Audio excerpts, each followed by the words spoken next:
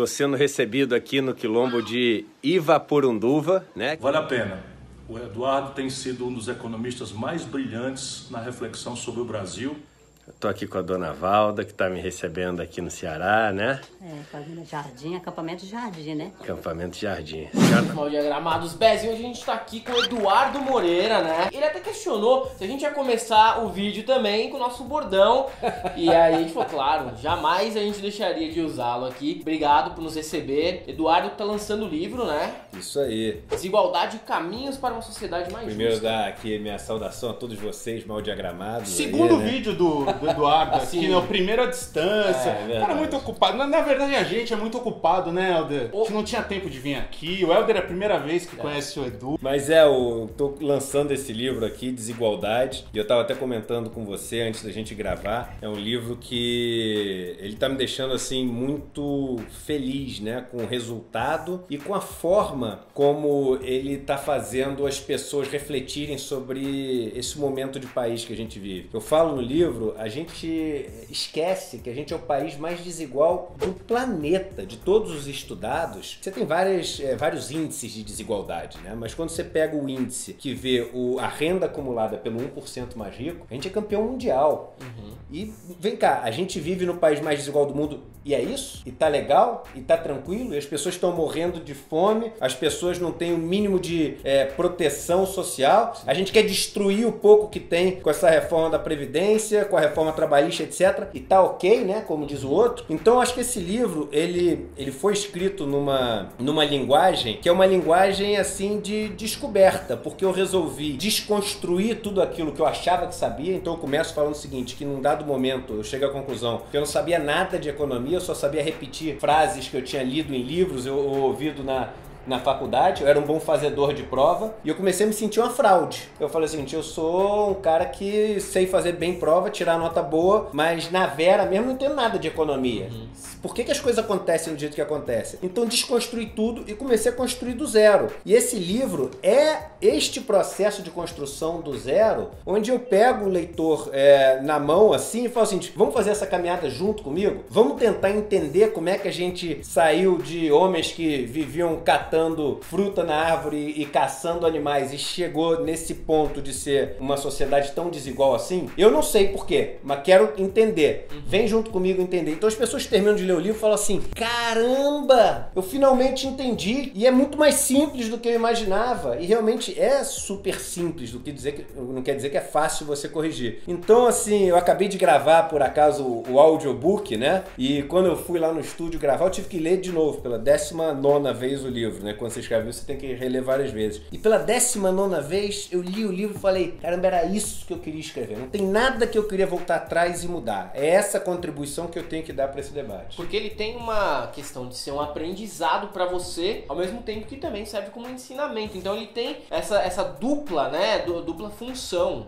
Não, exatamente. E tem ainda, você vê que às vezes as coisas acontecem num ritmo que é o ritmo que elas tinham que acontecer mesmo. A gente tenta estar no controle das coisas, eu queria fazer isso mais rápido, por que aquilo não aconteceu antes, etc. E no final as coisas meio que, o mundo meio que te dá uma resposta de por que as coisas aconteceram do jeito que aconteceram. E esse livro, ele tinha 9 capítulos, tá? E era um livro onde eu colocava toda essa tese que eu desenvolvi, querendo reconstruir esse processo econômico até o estágio atual. E era uma tese que me fazia pensar sobre os caminhos da desigualdade e também sobre como a gente foi adotando esse conceito de dinheiro como conceito que faz a gente pensar sobre economia e abandonado o conceito de riqueza, o que é uma maluquice, porque ninguém consegue viver comendo nota de 20 reais, 50 reais. A gente vive tomando água, comendo um hambúrguer, comendo arroz, ligando aqui energia elétrica, e tudo isso é o que tem para ser distribuído. Não adianta a gente inventar um monte de nota de 100 reais, distribuir para as pessoas e no final elas não terem o que trocar pelas notas de 100 reais. Então esse livro é essa redescoberta desse processo de distribuição de riqueza. E aí quando a pessoa lê esse negócio, ele lê a tese toda e pensa o seguinte, mas será que é assim que funciona mesmo? E era a dúvida que eu tinha. Acabou não publicando o livro, um monte de confusão, eu me envolvi com os cursos que eu dou aqui de investimento investimentos, me envolvi em discussões também políticas, aí, etc. O livro ficou meio que de lado para publicar. Aí eu resolvi, para até poder ter mais empatia nesse processo de discussão política que eu acabei me envolvendo, viver alguns períodos em comunidades mais pobres. Porque já que eu tô falando de desigualdade, como é que será que são essas pessoas de quem eu escrevo, né? Será que eu sou mais um estudioso do tema? Ou será que eu consigo sentir um pouco da dor desses caras? E aí resolvi morar temporadas em comunidades pobres e comunidades que são de grupos assim que sofrem um preconceito enorme da sociedade, como grupos de assentamento do MST, de acampamentos do MST, pessoas que moram no sertão do Nordeste, então lugares assim com uma seca enorme. O semiárido do Nordeste é um lugar muito difícil, né? Assim, muito hostil, muito cruel, assim, cenas que você não imagina, cara. E aí quando eu entrei nessas comunidades, que são comunidades que lá é o seguinte, é a riqueza que faz eles ficarem vivos. Não é a história, porque o dinheiro, a nota, é o seguinte, no final do dia tem que ter o que comer, tem que ter onde dormir. Isso é o que importa. Você tem um exemplo muito bom no livro que você abre com ele de uma pessoa trancada dentro de um cofre com um monte de dinheiro. Não tem nada pra fazer. Volta lá daqui a um mês pra ver como é que ela tá. E 10 milhões de dólares dentro de um cofre. E no outro do lado você põe 50 pedaços de pão e 100 litros d'água. Você vai voltar daqui a um mês, o outro vai estar vivo, né? Ali não tem mais do que 200 reais naquele cofre, né? E nesse aqui que tem 10 milhões, o cara vai estar morto. Aí quando eu vivi aquilo, eu falei, caramba, tudo que eu escrevi acontece de verdade. A tese, ela tem respaldo no empírico, né? No que eu vi ali acontecendo. E aí resolvi escrever os 3 últimos capítulos do livro. Então o livro acabou tendo toda essa construção dessa tese e no final a verificação da hipótese como experiência pessoal minha. Então ficou uma coisa que, assim, eu acho que as pessoas que leem acabam se envolvendo muito com a história, porque elas veem esse processo todo acontecendo ao longo das páginas. O Edu, você tinha me falado assim que sua esposa, filho, até você postou agora no Instagram, sua filha ou filho assim, falando, pô, o papai fica muito tempo longe, fora de casa, né? E pra você explicar isso pra eles é complicado. Isso de você ir pra essas comunidades e visitar eles também foi uma forma de... Eu imagino que muita gente falava, tá falando de desigualdade, mas mora não sei aonde, mas foi banqueiro e não sei o quê. Você sentia isso também, uma cobrança sua mesmo, talvez?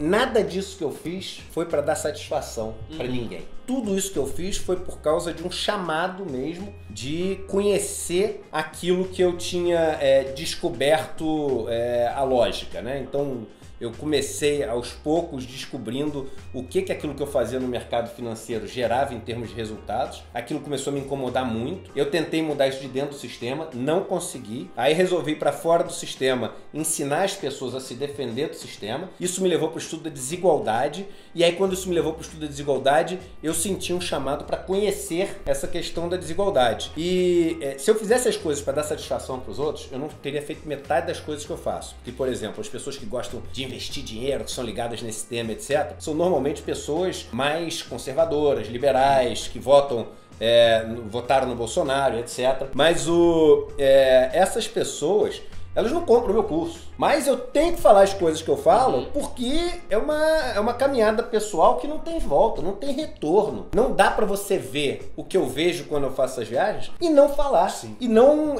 de alguma forma, querer fazer com que essa pessoa não continue com aquele tipo de vida. Eduardo, você começou aqui falando sobre o lance da desigualdade, que é o tema principal do livro. E a gente vive num país que figura entre as nações mais ricas do mundo. A gente tem riquezas para explorar e riquezas também para que a gente usufrua como cidadão dentro do nosso país. Por que o Brasil vive essa esquizofrenia entre ser um dos países mais ricos do mundo e também mais desigual? O Brasil é um dos 10 países que mais produzem riqueza no mundo. Agora, o problema de olhar esse número é a questão, e muitos economistas caem nessa armadilha, de olhar a média. A média é um perigo. Eu sempre repito, o Einstein falava o seguinte, se você está com metade do seu corpo no forno, metade no freezer, na média você está na temperatura ambiente. Sim. Na prática você está morto. Mas no Brasil é isso, tem um monte de gente no forno e pouquinhas pessoas no frio, bem gelado. Aí a média parece que tá todo mundo na temperatura ambiente, tá bom. E na prática, a gente sabe que não é assim, né? E a gente vê que os países que têm o maior índice de desenvolvimento humano, né?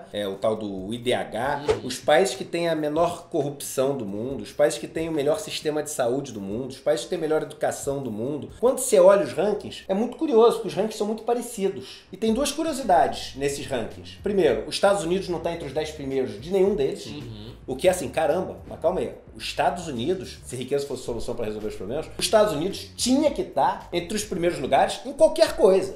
Os Estados Unidos, o PIB dos Estados Unidos é maior do que os 6 PIBs que vêm em seguida somados quando você exclui a China. E esses 6 países juntos, eles têm mais de 5 vezes a população americana. Então, mas por que os Estados Unidos não está nesses rankings? Os Estados Unidos é um país extremamente desigual. Quando você entra no ranking da OCDE e vê as taxas de pobreza dos países, o país que tem a maior taxa de pobreza da OCDE é os Estados Unidos. E aí você fala, caramba, não é possível, tem alguma coisa errada aí. Não, é isso mesmo. Os Estados Unidos é o país que tem a maior taxa de pobreza dos países da OCDE. E com isso, ele não consegue estar entre os 30 mais seguros do mundo, entre os 30 melhores sistemas de saúde, ele não está entre os 10 melhores sistemas de educação, não está entre os 10 melhores IDH. E quais são os melhores países de IDH? Quais são os melhores em educação, etc? São os países que têm os pobres mais ricos. Os países que são mais evoluídos... Dos mais ricos isso, e os mas mais eu pobres, gosto de usar dos pobres mais ricos, porque é o seguinte, não são os países que têm os ricos mais ricos. Quando você olha os 3 países que têm o melhor IDH do mundo, 3 países com um sistema de governo completamente diferente. Você tem a Noruega, a Suíça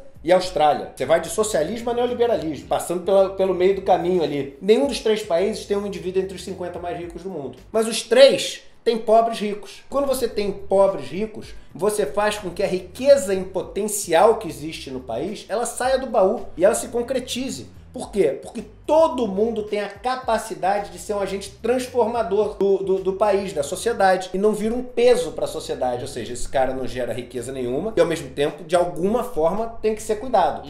Né? Então, esses países não têm isso. Esse país todo mundo contribui. E aí, quando todo mundo contribui, você passa a ter um senso de nação, porque nação é o grupo. Quando todo mundo contribui, você fala o seguinte, caramba, que bacana, tamo junto, um cuida do outro. Porque se tá todo mundo ajudando, eu tenho a responsabilidade por você, você tem a responsabilidade pelo outro, porque é assim que um grupo funciona. No Brasil não existe conceito de nação. Você sai na rua, o cara tá morrendo de fome, você olha pro cara, assim, não existe nem um fio de cabelo que te faça sentir do mesmo grupo que ele, da mesma tribo que ele. É verdade. Como é que você vai chamar isso de nação? Isso não é uma nação. A desigualdade faz não só a democracia ser uma democracia falsa que não representa todo mundo, mas também, antes disso até, o conceito de nação ir desaparecendo. E aí quando o conceito de nação desaparece, toda essa história de patriotismo, não sei o que, vira balela. Eu digo assim, é pior do que cada um por si. Se fosse cada um por si ainda tava boa. É cada um vendo quanto consegue pegar mais de trouxa para poder montar em cima. E tem uma questão de não ter o senso de nação, de dificuldade de ter uma consciência de classe. Você vê o pobre achando que é classe média achando que é rico. Isso. E o rico achando que é o próprio Jeff Bezos, né? E aí, às vezes, assim, são pessoas que não conseguem, às vezes, ficar 2 anos sem trabalhar, porque ela não consegue, porque ela de fato não é. Ela tem uma vida, às vezes, confortável, mas não pode abrir mão do trabalho dela, da empresa dela, ou até de uma bolsa de estudos. Então, assim, essa falta de noção do lugar de cada um na nação também é algo que faz com que o Brasil tenha essa mentalidade atrasada na questão de se colocar como cidadão, né? Isso que você falou é maravilhoso. Ou seja, você que está assistindo e está irritado, Eduardo, comunista, vocês são socialistas aqui. É o seguinte, o rico que a gente tá falando é rico mesmo, tá? Sim. Como diz o Gessé, que escreve o prefácio do meu livro, a gente não tá falando com você que tem um Jeep Renegade, não. A gente tá falando do cara que é ricaço mesmo, entendeu? Sim. Então é esse cara que é a fonte da injustiça no país. Você falou do Amoedo. O dia que o Amoedo perceber que ele é parte do problema, aí ele começou a caminhar para a direção de ser um cara que pode contribuir para a nossa sociedade, com ideias, etc. Enquanto ele não se ver como parte do problema, não tem como, porque ele é parte do problema. Eu sou parte do problema. Nós somos, né? Entendeu? É claro que somos. Um país que tem a riqueza que o nosso tem, dividido de uma forma tão desigual, faz com que algumas pessoas que não produzem riqueza nenhuma e não contribuem nada com o processo de geração de riqueza, e aí a gente está falando de algumas pessoas e de várias empresas, principalmente as empresas do setor financeiro, que no Brasil o setor financeiro não contribui em nada para a geração de riqueza, pelo contrário, freia, cobrando juros altíssimos para quem poderia pegar o dinheiro emprestado para produzir riqueza, só que você não consegue produzir nada que dê um retorno maior do que a taxa que você pega aquele dinheiro. Então ninguém pega dinheiro emprestado no Brasil para investir em produção, investir em geração de riqueza. Pega dinheiro emprestado para poder sobreviver. Sim. Pegou o dinheiro emprestado, vira escravo financeiro pro final da vida. É igual a história do MST, né? Quando tem uns amigos que tem um sítio. Não, porque eu sou contra o MST, então que ele invada teu sítio. Eu falei, tu não conhece o MST, cara. Meu sítio. O MST não consegue estabelecer uma família. Nada. A área pra plantar que tem no meu sítio acho que são 2.000 metros quadrados. E teve aquela entendeu? chantagem durante E- a eleição da Dilma, da segunda eleição da Dilma. Não, porque se a Dilma ganhar o MST, o movimento do sem teto, vai invadir a sua casa. Daí eu fico pensando, mas meu querido, você nem quitou seu apartamento ainda. Que é isso? Nem Não, é sua. Olha Nem só. é sua ainda, é da Caixa Econômica. São 1.400.000 pessoas no movimento dos trabalhadores rurais sem terra no Brasil. Sabe quantos desses estão presos? Tem. Por que não tem ninguém preso? Porque não é crime. Não é crime que os caras fazem. Tá na Constituição, Os caras né? entram nas terras que são terras que têm todas as condições para a reforma agrária. Por quê? Porque senão a lei vai lá e tira eles. Eles não vão correr o risco de tomar tiro de pistoleiro, de morar um tempão sem nenhuma estrutura, debaixo de uma barraca que desmonta quando cai um temporal, etc. Para depois o policial ir lá e tirar o cara. Ele vai no lugar, nas terras que têm dívidas enormes, nas terras que foram absolutamente degradadas, nos lugares que tem trabalho escravo. Então, em todos os lugares que a Constituição prevê que a terra deve ser realocada para outros proprietários para cumprir a sua função social. Então, assim, as pessoas pegam mitos, coisas que elas ouvem e ficam repetindo à torta e à direito, sem ter a menor ideia daquilo que elas estão falando. Chantagens que a gente ouve desde a primeira eleição do Lula. Isso, né, em e 89. comendo ali no almoço metade das coisas que ele tá comendo produzidas pelo MST, né? Sem saber. Nossa, que delícia, eu só como orgânico, porque eu sou um cara, eu sou de direita, mas eu sou mais moderno, então eu só como orgânico. Tu tá comendo coisa do MST que tu critica. Graças a Deus tem o MST, porque senão tu não ia ter esse orgânico na mesa pra estar comendo. Nos assentamentos que eu fui, tem uma agroindústria do leite muito grande, super moderna, e aí tinha um consultor europeu que tava lá, contratado para ajudar na parte dos queijos e etc, para elaborar lá um negócio com maior valor agregado. Aí eu entrevistei o cara, e aí ele falou assim, deixa eu só explicar uma coisa, isso aqui que vocês chamam de esquerda radical, isso aqui lá na Europa a gente chama de social-democracia. Esquerda radical é outra coisa lá na Europa. E é exatamente isso, quando você vê o negócio lá do MST, onde as pessoas produzem e com o que elas produzem, um pedacinho é para ajudar o grupo, para comprar a escola do grupo, para poder montar o posto de saúde, para poder todo mundo ter o mínimo de infraestrutura. Vale ressaltar que tá cheio de crianças, né? Eles são famílias. E é maravilhoso. As crianças brincam na rua, as casas não tem tranca, é tudo tramela, aquele negocinho que fecha de madeira, não tem fechadura.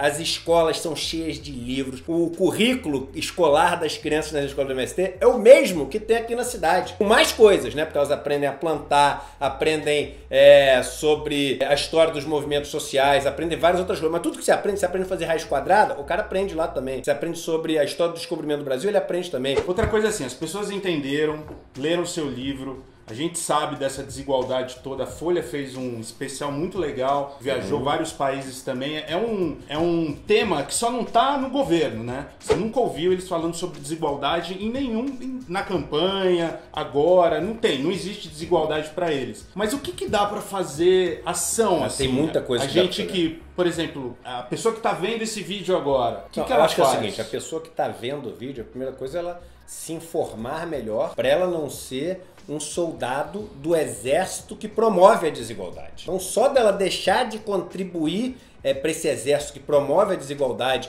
compartilhando as ideias e defendendo as teses e alocando dinheiro para os lugares que só fazem a desigualdade aumentar, ela já tem uma contribuição enorme. Agora, as pessoas que têm a caneta na mão, os homens públicos, esses podem ajudar muito. Então, como é que a gente faz? A gente faz com políticas de diminuir a desigualdade. Tem aquelas mais óbvias que todo mundo fala, tipo uma reforma tributária que faça com que o nosso sistema passe a ser progressivo em vez de regressivo, etc.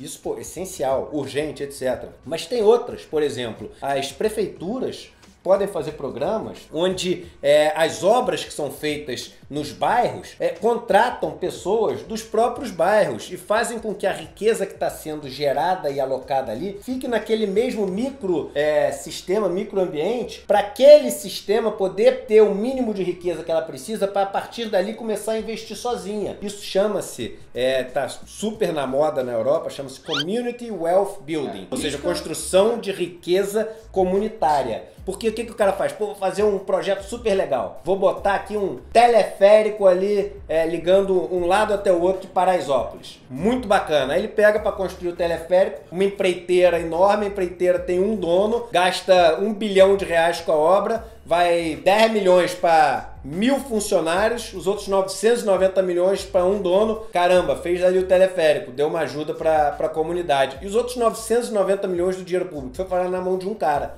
E pro grupo ali, não ficou nada, entendeu? Só o teleférico, para ir para frente e para trás. Pô, poderia ter ficado muito mais. Esse dinheiro poderia ser muito melhor distribuído. Política se começa na comunidade, né? Com certeza. Então alguém tem que investir. Aí a iniciativa privada no Brasil, que o poder ali e o dinheiro é concentrado em meia dúzia de pessoas, chegou e falou o seguinte: eu sou o único que posso investir? Eu sou o único que tem riqueza guardada? Então eu invisto, mas com as minhas condições. E as minhas condições são as seguintes: primeiro, passo a reforma trabalhista aí, que eu quero que a mão de obra fique mais barata, o pessoal pare de me encher a paciência aqui. Quero poder botar o cara para trabalhar sábado, domingo, a noite inteira, e eu não quero que o cara possa nem ter direitos, e os direitos que tem, que ele possa reclamá-los. Aí passa. Aí, investe agora para mim? Não, só quando passar a reforma da Previdência. Fica essa chantagem. E aí, no fim das contas, não houve mudança, né, no paradigma. Não, porque se passar a reforma trabalhista, vai gerar não sei quantos por cento de emprego. A gente já fez a reforma trabalhista em 2016, 3 anos depois não gerou. Eu não vejo um movimento de industrialização no Brasil, de indústrias mais modernas, e muito desse dinheiro, dessa meia dúzia, que ainda tem muita grana, tá no capital financeiro, né? Que não gera a riqueza e a produção, como você disse desde o início. 72% da poupança privada brasileira está em títulos públicos, em dívida do governo. Ou seja, o dinheiro que os ricos ganham, eles poupam. Aí quando eles poupam onde? Eles poupam nos títulos do governo federal. Aí esse título do governo federal, ele vai crescendo de tamanho, porque você tem os juros, né? E aí quando ele tem que pagar os juros, ele não tem dinheiro para pagar esses juros, ele emite mais dívida. Quem compra essa dívida é exatamente os mais ricos com os juros que eles receberam da dívida de trás. E aí faz essa dívida aumentar de novo. E esse negócio vira um sistema fazendo com que o rico cada vez mais bote fermento nesse patrimônio que ele tem guardado ali junto com o Estado, porque ele é o credor do Estado. Mas o Estado vai tirando onde dinheiro para ir servindo esses juros que compra mais dívida? Dos impostos. E os impostos vêm de onde no Brasil? Diferente do resto do mundo inteiro, 50% quase dos impostos do Brasil vem do consumo, que é o imposto que pega a população mais pobre. Porque tudo que o pobre ganha, ele gasta. Diferente do resto do mundo, onde esse imposto vem menos de 30% das pessoas mais pobres. Edu, a gente tem o privilégio de estar aqui com você, de ouvir isso de você assim, pessoalmente, mas a galera que está assistindo e também quer ter um pouco de educação financeira, que eu nunca tive. O Helder também não, senão a gente não viraria jornalista, né, Helder? Verdade.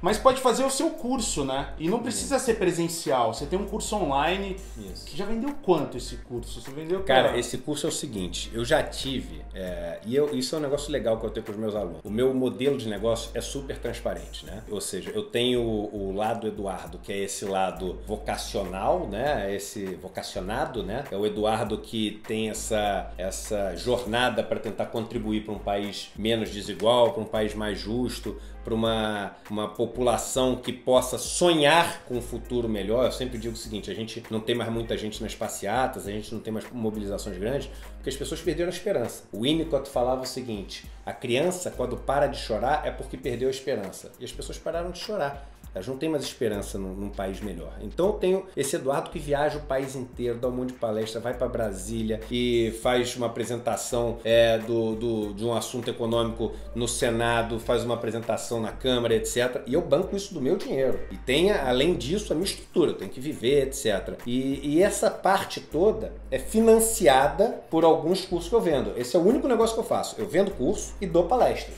Entendeu? Então eu não tenho propaganda, eu não tenho patrocínio, então ninguém pode mandar embora. Eu não sou afiliado a nenhum partido, eu não sou candidato, nem você é candidato a nada. Não existe pretensão política. Não existe. Porque isso eu já vi gente falar, não, mas acho que esse Eduardo tá com pretensão política. Não existe. Não, é o que eu falo. Se achou, devolve que não é teu. Mas o seguinte, as pessoas... E por que é assim, né? Porque é o seguinte, ninguém pode me mandar embora, eu não perco voto, ninguém pode me tirar patrocínio, então eu vou falar o que eu penso, eu vou falar o que eu acho, né, cara? Entendeu? Então, e aí como é que eu banco essa história? Eu tenho alguns cursos que são cursos super sofisticados, onde as pessoas entram, saem do zero assim e entram a ponto de conseguir ter uma independência total das suas decisões financeiras, ou seja, eu vou montar minha carteira, eu vou saber chegar pro gerente e falar o que eu quero, o que eu não quero, nunca mais vou comprar um investimento ruim para mim onde eu perco um monte de dinheiro. Dá para aprender tudo isso no negócio. Eu chegando no meu gerente, quando eu falo oi, já perdi R$100. É isso mesmo, mas é por aí mesmo. Sorte se você perder só 100. Então como é que funciona? Eu tenho os cursos para poder passar esse negócio todo que eu passo, eu tenho todas as aulas gratuitas e os cursos gratuitos. E quem faz uma aula gratuita ou faz até um curso gratuito, que tem alguns cursos gratuitos, e quer ir um estágio adiante, aí ele faz um curso pago, né? Mas no ano passado, por exemplo, eu tive 200 mil alunos. E aluno mesmo, não é que visualização do YouTube. Aluno que se inscreveu, fez uma aula, registrou, não sei o quê. 190 mil gratuitos. Aí tem os cursos, desde os que são super baratos, preço de um livro, até cursos que são cursos de dezenas de horas. Aí são cursos que são um pouco mais caros do que um livro, mas são cursos que também muito mais baratos. E aí o que eu fiz foi o seguinte, é um curso que é um mini curso, né? Mas é um mini curso super completo, assim. Ele tem 4 aulas e nessas 4 aulas as pessoas vão aprender sobre renda fixa, sobre o que são as ações, sobre os fundos de investimento, vão entender como é que você consegue colocar de pé um tripé, que é um tripé de mindset, conhecimento e ação, ou seja, pensar da maneira correta, ter o conhecimento correto e agir quando é preciso agir. Se tiver só um dos 3, não adianta aqueles cursos que falam assim, pô, mindset, vamos motivar o cara. Aí o cara sai assim, o burro ativo. Né? O cara sai, pô, igual uma daquelas espoletas malucas que sai arrebentando por onde passa, porque o cara tá cheio de vontade, mas não sabe fazer nada. Então, tem essa preocupação de dar o conhecimento, dar o estado de espírito correto e incentivar o cara a começar a agir. Então, para as pessoas aí que estão assistindo esse vídeo, tá disponibilizado um desses mini cursos de graça e quem quiser ir adiante e fazer um dos outros cursos que eu tenho, tá super bem-vindo. Vai fazer parte de uma comunidade grande de alunos que eu tenho aqui que já fizeram meus cursos. Muito legal. Tenho certeza que você vai entrar aqui na descrição ou no primeiro comentário a gente deixa também pra você ter essa aula que a gente também precisa, né, Alder? Precisa fazer, cara. Precisa fazer mesmo. Eduardo, o último livro do Gessé Souza, Classe Média no Espelho, tem um banqueiro dando uma entrevista ali, até nos últimos capítulos do livro, que muita gente acha que é você, né?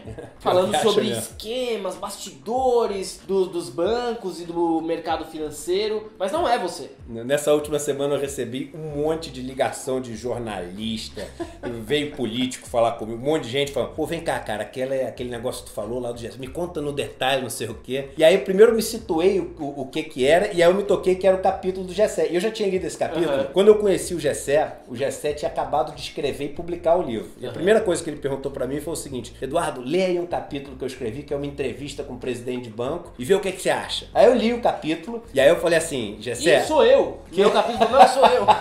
Não fui eu. Mas eu, pô, nunca fui presidente de banco, né, cara? Ainda, né? Mas também não quero ser, não, porque eu não quero voltar pra aquele mundo. Mas aí eu falei pra ele, pô, achei espetacular. Você pega várias coisas que eu vi acontecendo, outras que eu não vi acontecendo, mas que eu ouvi que acontecia. E claro, que como é um livro, o cara dando uma entrevista, tem coisas que podem estar um pouco exageradas aqui ou ali, porque aí você tem a ficção, como é que é, inspirada em fatos reais, coisas assim. Eu imagino que deve ser um negócio assim, né? E apesar de todo mundo achar que fui eu que escrevi o negócio, e faz todo sentido as pessoas acharem, porque depois que eu conheci o Gessé ficou todo meu amigo, depois que ele ficou muito meu amigo, ele escreveu o prefácio do Desigualdade, e depois que ele ficou meu amigo, escreveu o prefácio do Desigualdade, a entrevista do livro que ele já tinha publicado antes de me conhecer, viralizou geral. Então todo mundo associou e falou com o Eduardo. Mas não é o Eduardo que escreveu esse negócio. Eu nunca fui presidente de nenhum banco. As informações que tem ali, como eu respondi ao Gessé, se vocês têm essa curiosidade, se é assim ou não é assim. Algumas das coisas que acontecem ali, eu já vi acontecendo de maneira parecida, outras eu nunca vi, mas já ouvi falar também, como o Gessé deve ter ouvido falar. E o ponto é o seguinte, eu sou um cara que tô há uns 2 anos metendo a minha cara no YouTube, na televisão, no Congresso Nacional, para falar tudo que eu sei, para falar tudo que eu acho. E apanho de tudo que é lado. Eu não ia pegar e dar uma entrevista escondido num nome que ninguém pode ouvir. O que eu tenho para falar, eu falo na cara de todo mundo, entendeu? Mas eu fiquei preocupado, que quando todo mundo começou a me ligar, eu falei assim, eu não vou tomar uma bala na cabeça aí de um desses caras malucos achando que eu tô falando essas coisas. Mas cada um acha o que quiser, como eu falei, achou, devolve que não é teu. Mas não fui eu que dei essa entrevista, não. Eduardo, queria agradecer esclarecimentos que você você deu aqui, falou um pouquinho sobre o seu livro. Pra quem tiver interesse, o livro está à venda. A semana passada eu fiquei muito feliz no ranking do jornal Folha de São Paulo. Ele estava em primeiro lugar. Legal. Então assumiu dos livros de não ficção o livro mais vendido do Brasil. No jornal Globo estava entre os 10, na Veja entre os 10. Muito bom. Em todos os rankings entre os 10, na Folha em primeiro lugar. Então eu fiquei super contente. Se você quer ler o livro, aqui ó, Desigualdade, prefácio do Gessé Souza, que eu conheci depois dele publicar o último livro, e pós-fácil de Márcio Calvé Neves, um grande amigo meu da época de faculdade, que é um super advogado tributarista e que entende tudo sobre essa questão de impostos e como isso faz com que a máquina de desigualdade seja cada vez maior no país. E esse a gente leu e recomenda, tá? Eu já recomendei, já passei pra gente da família, filho, enteada, porque eu acho muito importante, é um livro muito legal. Na descrição vão estar todos os links do Eduardo, YouTube, Instagram, você pode ver a foto dele com a filha e mandar um coração, não precisa falar mal, tá? Na grande maioria são super carinhosas, super acolhedoras, e muita gente até da direita, tá? Muita gente, não é pouca não, muita gente da direita fala assim, cara, tipo assim, eu não concordo com as ideias que você tem, mas eu não duvido em momento algum da sua intenção, e só a tua intenção já é algo que eu valorizo demais. Então isso é bacana quando eu escuto isso também. Você pode assistir o curso do Edu com o link nosso aqui também. E é isso aí, né, Helder? É isso aí, cara. Já utilizamos muito do tempo do Eduardo, estamos aqui, daqui a pouco vamos tomar um café, assistir uma TV, tomar uma Valeu, água. seus mal diagramados! Quase colocamos fogo aqui nos bastidores, verdade, estourou é uma verdade. lâmpada aqui, mas É verdade. agora A deu gente tudo gosta certo. de emoção. Não passarão!